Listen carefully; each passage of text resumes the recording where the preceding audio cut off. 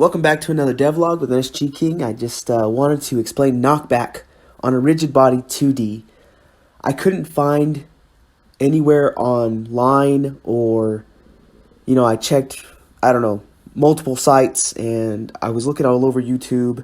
I came across a guy that says, John Makes Games. I'll put the link in the description. He shows how to make a state machine with an AI. Like I said, I followed Heartbeast tutorial. Heartbeast, it's pretty complicated. He makes a great tutorial on how to make an enemy, and he does everything pretty much. Except the John Makes Games, he makes his, instead of a kinematic body, he's doing the same thing but as a rigid body.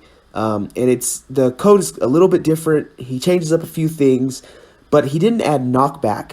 And I looked through the tutorial again, and I thought, well, surely I missed something, or maybe I did miss something. I couldn't find it, but yeah, I couldn't find it. So I thought, well, I would just, pop it in here at the end of the video so that I could show people how I did a knockback, because I guess because the way that the Heartbeast tutorial shows you, he uses like a move and slide, and I guess a kinematic body does have a move and slide the function, but the rigid body doesn't have a move and slide.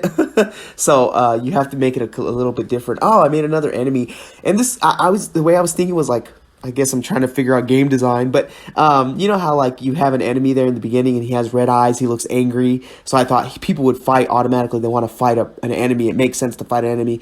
But then if your second enemy looks a little sad, then you're like, oh, okay, well, maybe I can try to talk to him. Maybe it'll come, maybe people will try to talk to him, I was thinking. So I just want to, not make every character a fighting character. And so, it's sort of like a little mission. She looks sad, and you can sort of pick up a baby and bring it to her. And if you hit her, she will come after you. She'll chase after you and attack you back. But yeah, let me show this rigid body here. So again, it follows the Heartbeast tutorial. So I still have the area hurt entered. I just deleted the knockback, and of course, player equals player detection zone. And you don't need that line of code. If you have it up top, I just put it there to show you where I'm detecting my player. So the detection is an area 2D. Again, if you follow Heartbeast tutorial, he did all this. It's named the exact same. The player detection zone's there, and it's just it's the same as the hurt box. It's just a big circle there, and all I did was a vector to the player, and then that player global position obviously gets subtracted from the global position, and it normalizes because, of course, I'm using spells, so if I'm a distance away, I still want the knockback to work. And the linear velocity is literally just a straight line saying, hey, push him on the opposite direction from the vector to the player. And then I multiplied it times 100. It works, but if you do like 1 or 50, it doesn't work. I don't know why that is. Again, I don't know if it's the right way to do it. This is how I figured out how to do it. It's the only way I can figure out. And then I did a run delta, so if his health gets below a certain amount, he starts running away. I think if he has like 1 health, the enemy starts running away, which makes sense to me anyway. So I did the same thing, linear velocity, subtracting the vector to player, and then multiply times delta, because then it keeps up with your delta time, your run time. And then same thing with the evade. He just keeps a distance of 150. That's how far he is away. You can make it further, but that's how far. And I want to put a projectile in there, like he's circling the enemy doing a projectile. I was thinking about that. So yeah, the distance of the player is just the linear velocity. He decides which way he's turning, left or right, and he's keeping a distance away from the player. But again, don't follow my code. I don't.